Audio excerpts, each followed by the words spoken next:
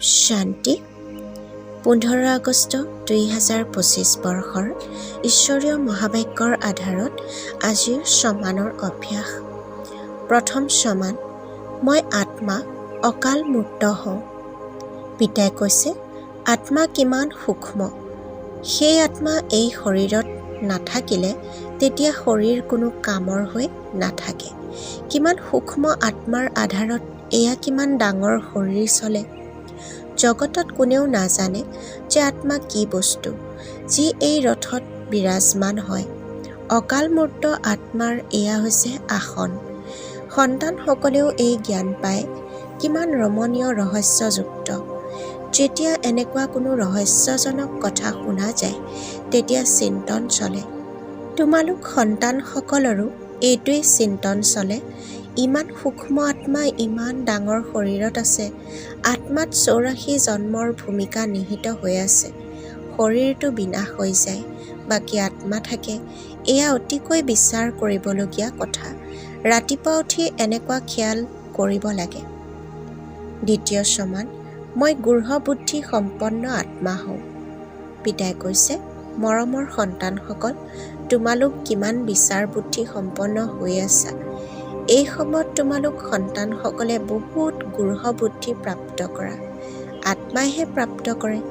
এনেকুৱা কোনো মনুষ্য নাই যিয়ে বুজিব যে এই শৰীৰত মই যি আত্মা আছোঁ, সেই আত্মাক পৰম পিতা পৰমাত্মাই বহি পঢ়ায়। কথাবোৰ কিমান বুজিবলগীয়া হয়, কিন্তু তথাপি পেছাগত কাম কাজ আদিত গ'লে পাহৰি যায়। পিতা আহি সন্তানসকলক কিমান ফুল কৰি তোলে। পোনপ্ৰথমেতো পিতাই কয়, ৰাতিপুৱা উঠি স্মৃতিত থকাৰ অভ্যাস কৰা। তৃতীয় সমান, মই মাষ্টাৰ সুখদাতা তথা মিঠা সন্তান হওঁ। পিতাই কৈছে, একমাত্ৰ পিতাইহে সৰ্বদা পবিত্ৰতাৰ সাগৰ হয়। মনুষ্যইতো কেৱল ভক্তিমাৰ্গৰ শাস্ত্ৰৰ বৰ্ণনা কৰে, বাস্তৱত অনুভৱ নাই। এনেকৈ নুবুজে যে আমি আত্মাসকলে এই শৰীৰেৰে পিতাৰ মহিমা কৰোঁ। তেওঁ আমাৰ অতি মৰমৰ বাবা। আত্মাসকলকো বহুত মৰমীয়াল কৰি তোলে। বাবা কিমান মিঠা হয়, তেওঁৱেই সুখ দিওঁতা। আত্মা কিমান মৰমীয়াল হ'ব লাগে, সকলোকে সুখ দিব লাগে। চতুৰ্থ সমান, মই অবিনাশী পিতাৰ শ্ৰেষ্ঠ মতধাৰী সন্তান হওঁ। পিতাই কয়, হে আত্মাসকল, এতিয়া মোৰ মতত চলা। এয়া অবিনাশী আত্মাই অবিনাশী পিতাৰ পৰা অবিনাশী মত পায়। সেই বিনাশী শৰীৰধাৰীসকলে বিনাশী শৰীৰধাৰীসকলৰহে মত পায়। সত্য যুগততো তোমালোকে ইয়াৰ প্ৰালব্ধ পোৱা, তাত কেতিয়াও ওলোটা মত পোৱাই নাযায়। এতিয়াৰ শ্ৰীমতেই অবিনাশী হৈ যায়, যিটো আধা কল্প চলে। এয়া নতুন জ্ঞান। এয়া গ্ৰহণ কৰিবৰ কাৰণে কিমান বুদ্ধিৰ প্ৰয়োজন। আকৌ সেই অনুসৰি কাৰ্যত অহা উচিত। যিসকলে আৰম্ভণিৰ পৰা বহুত ভক্তি কৰিছে, তেওঁলোকেহে ভালদৰে ধাৰণ কৰিব পাৰিব। তেওঁলোকৰ বুদ্ধিতহে এই জ্ঞান স্থায়ী হৈ থাকিব। এইটো বুজাব লাগে, যদি আমাৰ বুদ্ধিত যথাৰীতিৰে ধাৰণ নহয়, তেন্তে নিশ্চয় আৰম্ভণিৰ পৰাই আমি ভক্তি কৰা নাই। পিতাই কয়, যদি একোৱেই বুজি নোপোৱা, তেন্তে পিতাক সোধা, কিয়নো পিতা হৈছে অবিনাশী চাৰ্জন। পঞ্চম সমান, মই বিশ্ব কল্যাণৰ কৰ্তব্যধাৰী সন্তান হওঁ। পিতাই কৈছে, আত্মাই যাতে কোনো অকৰণীয় কাৰ্য নকৰে, এইটো অভ্যাস কৰিব লাগে। পৰীক্ষা কৰিব লাগে যে মোৰ দ্বাৰা কোনো অকৰণীয় কাৰ্যটো নহয়। শিৱ বাবাই কেতিয়াবা অকৰণীয় কাৰ্য কৰিব জানো? নকৰে। তেওঁ আহেই উত্তমতকৈও উত্তম কল্যাণকাৰী কাৰ্য কৰিবলৈ। সকলোকে সৎগতি দিয়ে। গতিকে পিতাই যি কৰ্তব্য কৰে, সন্তানসকলেও তেনেকুৱা কৰ্তব্য কৰা উচিত। ষষ্ঠ সমান, মই নষ্টমোহা তথা মোহজিত হওঁ। পিতাই কৈছে, মনুষ্যৰ শৰীৰৰ প্ৰতি কিমান মোহ থাকে। আত্মা শৰীৰৰ পৰা ওলাই গ'লে তেতিয়া বাকী থাকে 5 তত্ত্ব। তাৰ প্ৰতিও কিমান মৰম থাকে। স্ত্ৰীয়ে স্বামীৰ চিতাত জাহ যাবলৈ সাজু হৈ যায়। কিমান মোহ থাকে শৰীৰৰ প্ৰতি। এতিয়া তোমালোকে বুজি পোৱা যে গোটেই জগতৰ পৰাই নষ্টমোহা হ'ব লাগে। এই শৰীৰটো শেষ হৈ যাব, গতিকে শৰীৰৰ পৰা মোহ আঁতৰি যোৱা উচিত নহয় জানো? কিন্তু বহুত মোহ থাকে। ব্ৰাহ্মণসকলক খুৱাই মনত পেলাই নহয় যে অমুকৰ শ্ৰাদ্ধ, এতিয়া তেওঁ জানো খাব পাৰে? তোমালোক সন্তানসকলটো এতিয়া এইবোৰ কথাৰ পৰা নিলগ হৈ যোৱা উচিত। ড্ৰামাত প্ৰত্যেকে নিজৰ ভূমিকা পালন কৰে। এই সময়ত তোমালোকৰ জ্ঞান আছে, আমি নষ্টমোহা হ'ব লাগে। মোহজিত ৰজাৰো কাহিনী আছে নহয়, আৰু কোনো মোহজিত ৰজা নাথাকে। এয়াতো বহুত কাহিনী ৰচি দিছে, তাত অকাল মৃত্যু নহয়, গতিকে সোধাৰো কথা নাথাকে। এই সময়ত তোমালোকক মোহজিত কৰি তোলে। স্বৰ্গত মোহজিত ৰজাসকল আছিল, যেনেকুৱা ৰজাৰাণী তেনেকুৱাই প্ৰজা। সেয়া হৈছে নষ্টমোহাৰ ৰাজধানী। সপ্তম সমান, মই অবিনাশী জ্ঞানৰত্নৰে সজ্জিত পবিত্ৰ আত্মা হওঁ। পিতাই কৈছে, এই শৰীৰত থাকিও মই দেহী অভিমানী। ঋণ অথবা ভাড়া ঘৰত ল'লে তেতিয়া সেই ঘৰৰ প্ৰতিও মোহ থাকে। ঘৰখনক ভালদৰে আচবাবেৰে সজায়। এওঁতো আচবাবেৰে সজাব নালাগে, কিয়নো পিতাটো অশৰীৰী হয়। এওঁৰ কোনো অলংকৰণ আদি কৰাৰ কোনো অভ্যাসেই নাই।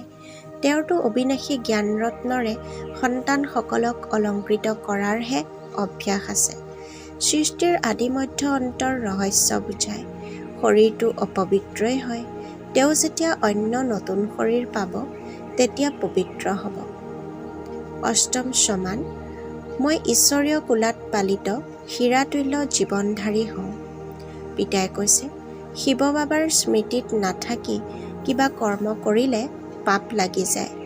আমি শিৱ বাবাৰ ওচৰলৈ যাওঁ, আকৌ পৰৱৰ্তী জন্মত অন্য সম্বন্ধীয় হ'বগৈ, তাত দেৱতাসকলৰ কোলাত যাম। এই ঈশ্বৰীয় কোলা এবাৰহে পোৱা যায়। মুখেৰে কয়, বাবা মই আপোনাৰ হৈ গ'লোঁ। বহুত আছে যিসকলে বাবাক কেতিয়াও দেখাই নাই, বাহিৰত থাকে, লিখে, শিৱ বাবা মই আপোনাৰ কোলাৰ সন্তান হৈ গ'লোঁ।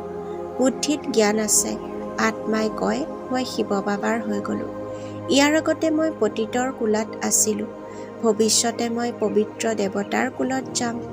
এইটো জন্ম দুৰ্লভ। হীৰাৰ দৰে তোমালোক ইয়াত সংগম যুগত হোৱা। যিয়ে মনুষ্য মাত্ৰ আছে সকলোৰে এই সময়ত কৰি সদৃশ জন্ম। আমিও এনেকুৱা আছিলোঁ, এতিয়া বাবাই আমাক হীৰাতুল্য কৰি গঢ়ি তোলে। নৱম সমান, মই পদ্মা পদমপতি সৌভাগ্যশালী আত্মা হওঁ। পিতাই কয়, তোমালোক কৰিৰ পিছত কিয় হাইৰাণ হোৱা? বাবাই লিখেও, তোমালোক পদ্মা পদমপতি হোৱা। ইয়াত চোৱা টকাৰ কাৰণে কিমান মাৰামৰি হয়, ঘোচ কিমান পায়, পইচাটো মনুষ্যক লাগে নহয়। তাত কিন্তু মৰামৰি নহয়। তোমালোক সন্তানসকলে জানা, বাবাই আমাক সম্পদ ভৰপূৰ কৰি দিয়ে।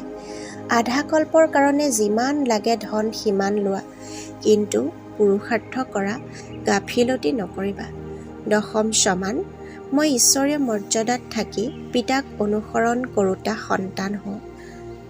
পিতাই কৈছে, মোক অনুসৰণ কৰা, তেতিয়া গৈ এনেকুৱা হবা, নৰৰ পৰা নাৰায়ণ, নাৰীৰ পৰা লক্ষ্মী হোৱা।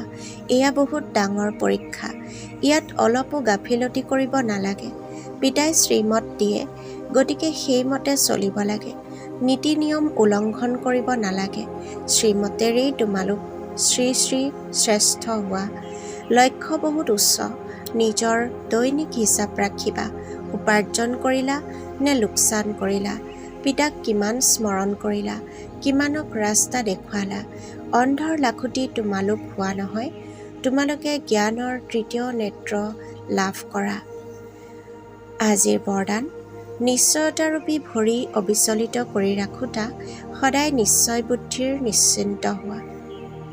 চিন্তাগ্ৰস্তসকলে যিমানেই প্ৰাপ্তিৰ পিছত দৌৰে, সিমানেই প্ৰাপ্তি আগে আগে দৌৰি থাকে। সেইকাৰণে নিশ্চয়তাৰ ভৰি সদায় অবিচলিত কৰি ৰাখিব লাগে। সদায় এক বল এক ভৰসা। এই ভৰি অবিচলিত হৈ থাকিলে বিজয় নিশ্চিত। নিশ্চিত বিজয়ী সদায়ে নিশ্চিন্ত। মায়া নিশ্চয়তাৰূপী ভৰি অস্থিৰ কৰিবলৈকে ভিন্ন ভিন্ন ৰূপত আহে। কিন্তু মায়া অস্থিৰ হৈ যাওক, তোমালোকৰ নিশ্চয়তাৰূপী ভৰি যাতে অস্থিৰ নহয়, তেতিয়া নিশ্চিন্ত হৈ থকাৰ বৰদান পাই যাবা। শ্লোগান: প্ৰত্যেকৰে বিশেষত্বক চাই গৈ থাকা, তেতিয়া বিশেষ আত্মা হৈ যাবা। ওম শান্তি।